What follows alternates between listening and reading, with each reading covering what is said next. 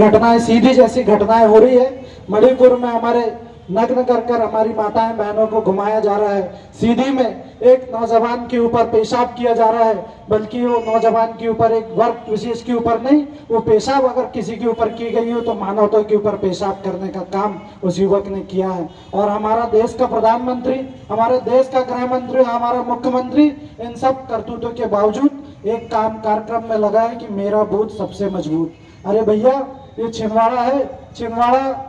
छिंदवाड़ा मध्य प्रदेश की राजधानी की तरह काम करता है। आप कमलनाथ जी को घेरने के लिए बड़े बड़े मंत्री, बड़े बड़े विधायक और लोग बाहर के लोगों को छिंदवाड़ा ला रहे हो, लेकिन छिंदवाड़ा की गंगा जमनी तहजीब हमेशा छिंदवाड़ा ने बनाए रखा है और प्रदेश में झंडा ऊंचा किया है। आप अशोक यादव जैसे कई लोगों को लेके आ जाओगे तो छिंदवाड़ा में फतेह करना आपका संभव नहीं है। यहाँ की तहजीब और यहाँ के विकास कार्यों को रोकने का काम आपने किया है। अभी हमारे निगम अध्यक्ष जी बता रहे थे, पूर्व के वक्ताओं ने बताया कि किस तरीके से यहाँ के प्रोजेक्ट, चाहे यूनिवर्सिटी हो, चाहे मेडिकल कॉलेज हो, चाहे सिम्स हो, सभी प्रोजेक्टों को रोकने का काम किया है। लेकिन यहाँ के भारतीय जनता पार्टी के जिलाध्यक्ष, जब भी यहाँ के जिलाध्यक्षों का जिक्र किया जाएगा तो सबसे विचित्र जिलाध्यक्षों का जिक्र बंटी साहू जी के नाम भी किया जाएगा। वो कैसे? जब छिंदवाड़ा कोरोना काल से भयभीत था, जब यहाँ लोग त्राही त्राही मच रहे थे, तो आदरणीय कमलनाथ जी परिवार के मुखिया के रूप में यहाँ रेमडेसिविर, मेडिकल और तरह तरह की सुविधाएं उपलब्ध करा रहे थे। और आप सत्ता और शासन में रहने के बावजूद छिंदवाड़ा की जनता के लिए 100 वाहन उपलब्ध करा रहे थे। ये आपकी विचित्रता प्रदान करती है।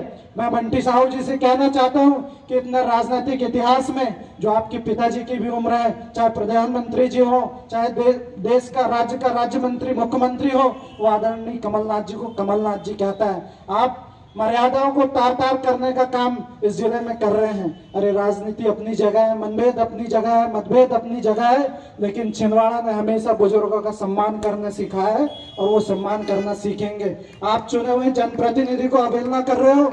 आप मुझे महापौर के रूप में, मैं आदिवासी वर्ग से आता हूं, इसलिए आप अवहेलना कर रहे हो। आप संजीवनी का लोकार्पण कर रहे हो, आप कायाकल्प का लोकार्पण कर रहे हो, लेकिन हमें बुलाने की जरूरत आप समझ नहीं रहे हो। आपके जो कमिश्नर है, आपके कलेक्टर है, आपके एसडीएम है, आपका पंगु बना घूम रहे हैं। लेकिन 4 महीने के बाद कमलनाथ जी भी यहीं के मुख्यमंत्री, प्रदेश के मुख्यमंत्री होंगे और आप भी इसी क्षेत्र में अधिकारी के रूप में पदस्थ होंगे। तब आपको बताया जाएगा कि काम किस तरीके से होता है। आने वाले समय में 4 महीने के बाद आदरणीय कमलनाथ जी मुख्यमंत्री बनने जा रहे हैं। हमें धैर्यता और एकजुटता के साथ काम करने की आवश्यकता है साथियों। पुनः कमलनाथ जी बनेंगे मुख्यमंत्री और छिंदवाड़ा में जो विकास के कार्य अटके हुए हैं, जो कार्यों को रोकने का काम भारतीय जनता पार्टी कर रही है, वो पुनः चालू होगा। आज कल पल में हमारे प्रभारी मंत्री कमल पटेल जी आ रहे हैं। इनके कार्यकाल में जब से ये बने, एक जिला योजना की छिंदवाड़ा में विकास कार्य करने की हमारे बार बार प्रचार किया, विधायकों ने पत्राचार किया, लेकिन इनके छिंदवाड़ा के विकास से कोई सरोकार नहीं है। ये सिर्फ खोखले भाषण देने यहाँ पर आते हैं, चाहे अमित शाह जी हो, चाहे विजय वर्गीय जी हो। सिर्फ छिंदवाड़ा में काम के लिए आते हैं तो वो कमलनाथ जी और नकुलनाथ जी आते हैं। और छिंदवाड़ा में विकास हुआ है तो सिर्फ इनकी वजह से हुआ है, और आने वाले समय में जो भी विकास होगा वो आदरणीय कमलनाथ जी और नकुलनाथ जी की वजह से।